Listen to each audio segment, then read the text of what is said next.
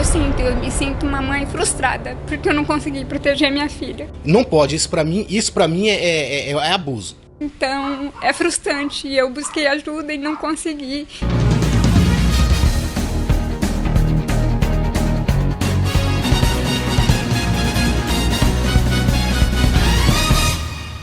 Meus queridos, casos de bullying aqui no Japão já acontece há muito tempo, nós sabemos disso, e acontece entre os próprios japoneses.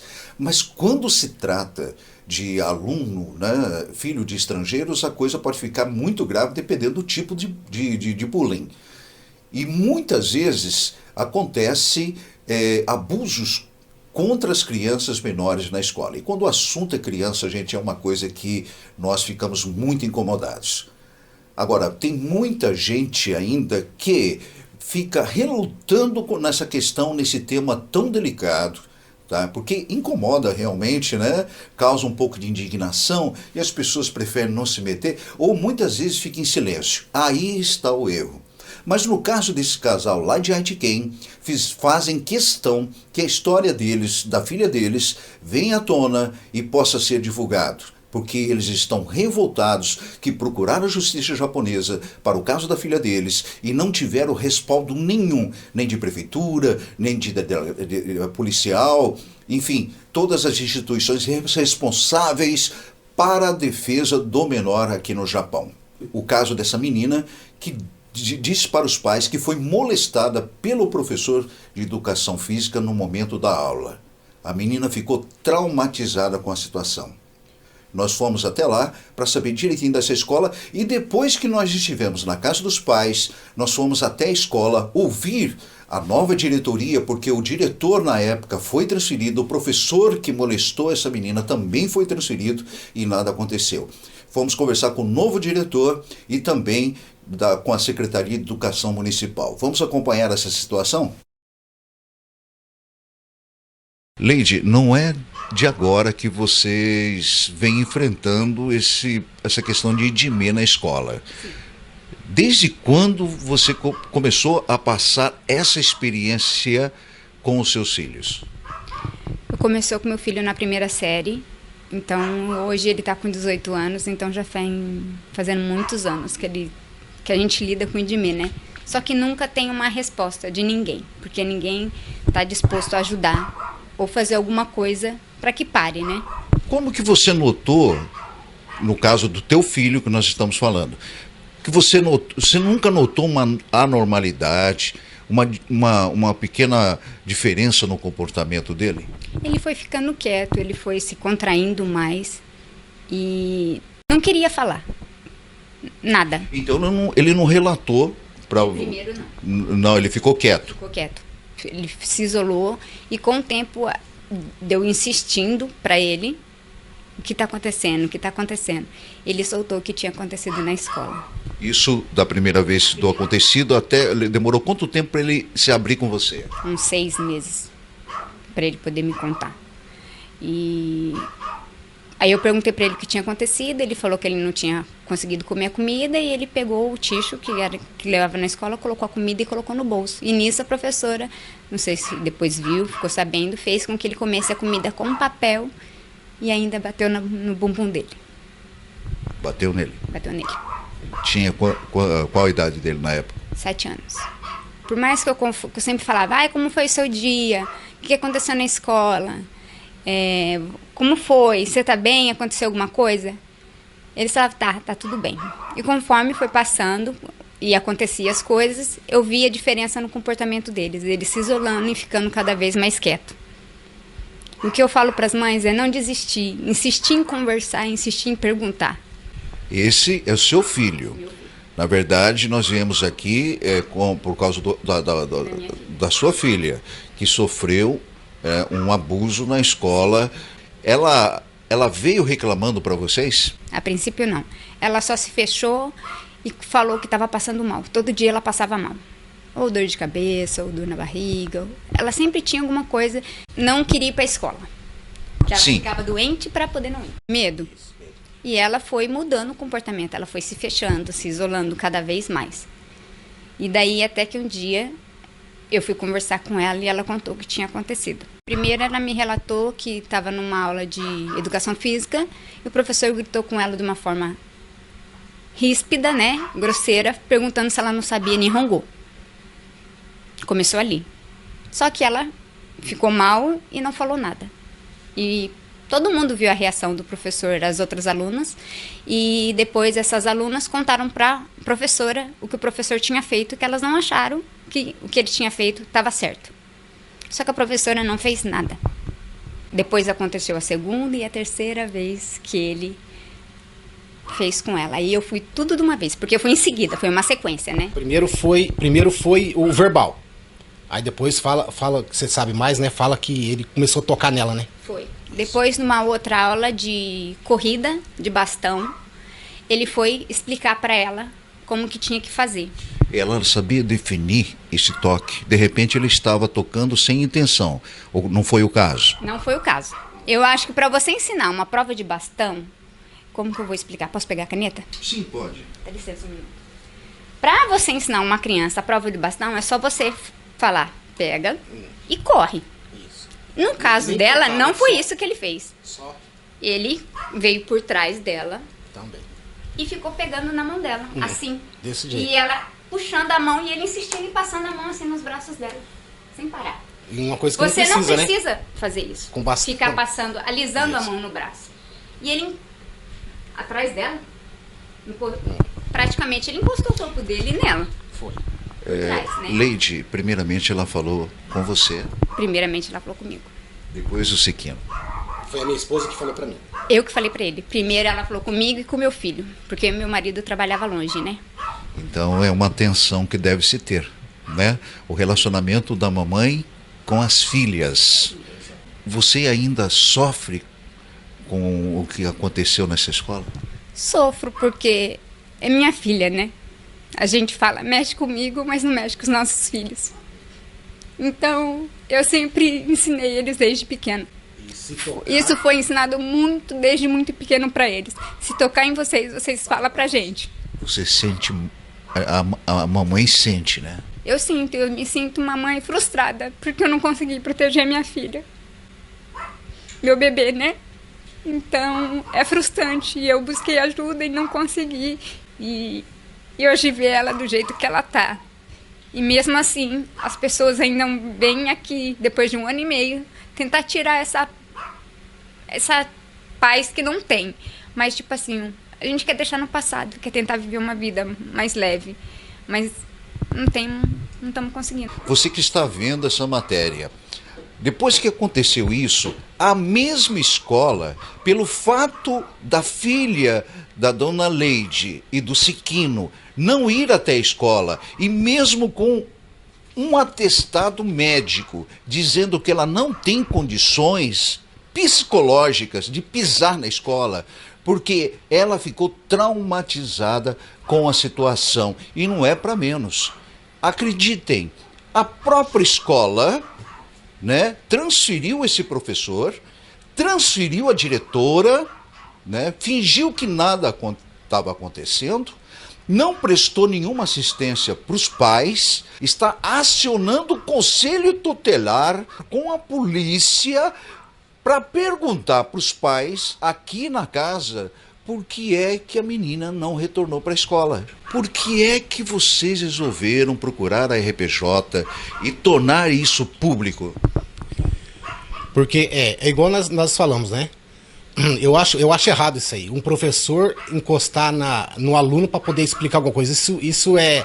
Não pode. Isso para mim é abuso. É abuso ficar pegando, ainda mais a minha filha, ainda mais uma aluna, né? No caso, igual a minha filha, né? Então a gente sempre falou para ela, para quando se alguém relasse nela ou tentasse fazer alguma coisa, para ela sempre falar para nós, né? E igual falou, e aqui na escola, fomos lá, não deu em nada. O que aconteceu? A diretora encobriu tudo, ficou do lado do professor. Não, na verdade, eles não ajudam. Eu falo que vão ajudar, mas não ajudam. A prefeitura, a mesma coisa. Fomos lá, não ajudou em nada. Eles insistentemente querem conversar com vocês, querem vir até aqui. Por que você acha que eles querem isso, Siquino? Algum tipo de receio, de processo, você acha isso? Isso, eu tô achando que sim, porque nós falamos que nós íamos correr atrás, que nós não ia deixar do jeito que estava, que nós íamos procurar ajuda, nós íamos atrás para ver se alguém pudesse ajudar a gente, né? Porque eu até mesmo entrei em processo, porque isso de difamação, essas coisas, por ter relado na minha filha, né? Então eu tô achando que a escola viu que nós realmente íamos atrás, né? Então eles ficaram com medo. Isso eu tô achando que eles ficaram com um pouquinho com medo, sim. Mas e essa ameaça de trazer a polícia até a casa de vocês para perguntar por que a menina não está indo na escola? Então, isso aí isso aí também um pouco um pouco a escola também está escondendo, porque eles enviaram uma carta falando assim que nós não quer receber a escola. Isso é mentira, porque eles já vieram aqui, eu já conversei com eles uma vez, expliquei que a minha filha ainda não está bem, mas eles esconderam isso aí, falando que ninguém atendeu eles, né? E na verdade eu atendi, conversei com eles. Você está documentado. Está, eu tenho. Os documentos e também o parecer do médico. Isso. Você mostrou isso para a escola? Mostramos. Eles têm os mesmos documentos que nós temos, eles têm também. E esse professor safado pedófilo, onde que está? Então agora, quando aconteceu tudo isso, que eu fui lá na escola, que nós conversamos da última vez, passado um tempo, foi transferido o professor e a diretora, foi transferido dessa escola para uma outra. Ele continua dando aula. Continua dando aula, uma coisa que eu queria que, na verdade, eu queria que tirasse ele, para não abusar mais de nenhuma aluna, né? Aluno. Leide, como é que está o estado atualmente da sua filha? Continua mesmo. Ela fica acuada todo o tempo dentro do quarto? Dentro do quarto, ela não consegue sair de casa. E não quer voltar a estudar mesmo? Por enquanto, não. Nem escola brasileira? Ela não consegue, eu acho. Não é que ela não quer ir para a escola, ela não consegue. Ela toma remédio. Quando ela sai de casa, ela sai com uma bolsa com remédio, mesmo que ela já tenha tomado. Nesse caso, o que o médico fala? Né? Tem como superar isso? Tem como melhorar o estado psicológico dela? Eu acho que Qual a recomendação do médico a partir de agora? para não forçar. Isso é gradativamente, né? É um trauma, né?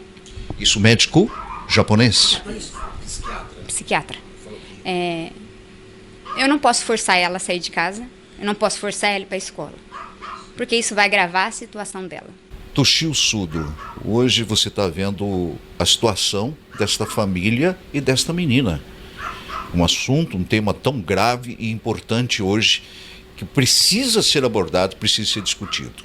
Quais os trâmites a partir de agora que você pode fazer, juridicamente falando, assessorando essa família?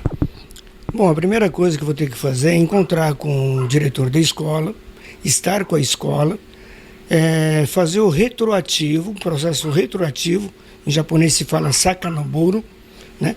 Por quê? Porque aconteceu 2 anos atrás. Então, o que acontece? O professor da época, que hoje já não se encontra mais, né? Ele vai ser citado no processo judicial. Que tipo de processo judicial?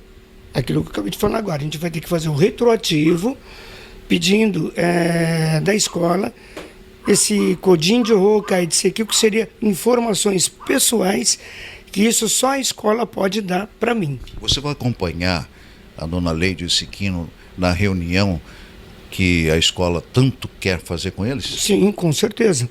E o que você vai pedir para a escola? O que você vai reivindicar da escola? Eu quero esse histórico de 2 anos atrás sobre o que ocorreu. No Brasil, Toshio, nós já sabemos que isso é crime. É prisão. Tá?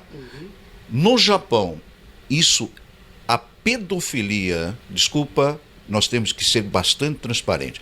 A pedofilia, o abuso, principalmente quando se trata de crianças, como que é no Japão? Olha, no Japão não é diferente, Beto. É igual ao Brasil. A única diferença é que aqui no Japão, você nota que os japoneses protegem os japoneses. Não protege os estrangeiros. Então, quando há um... Isso está na legislação, Toshio? É crime o abuso? É crime, claro. Claro. Em qualquer país do mundo é crime. Só que aqui Se desculpa, mas isso parece ser tão normal na cultura deles? porque você nota muitas vezes em fábricas que eu já ouvi dizer que o japonês passa a mão na bunda do outro. Você nunca ouviu esse tipo de brincadeira na fábrica? Isso são adultos. Então, Às são vezes a gente adultos. pensa que é uma brincadeira. Exato. Quando se trata de criança, é uma coisa que não dá para aceitar. Exatamente, só que eles acabam misturando um pouco. Você concorda comigo? Por quê? Porque, veja, se é uma aluna japonesa que está sofrendo esse tipo de abuso com o professor, cara, isso aí é cortado no mesmo dia. Agora, por que com o estrangeiro é um pouco diferente? Então você, Usado, né? então tem condições então de processar esse professor Com certeza. e também a escola, porque a escola é responsável, Toshio. Com certeza. É isso. Uma semana depois da reportagem, Toshio, mais o pai da aluna Sekino, foram até a escola conversar com a direção e mais uma representante da Secretaria de Educação Municipal. O novo diretor explicou que não fazia parte da direção da escola na época que aconteceu o fato. そうそう。来てない、そう。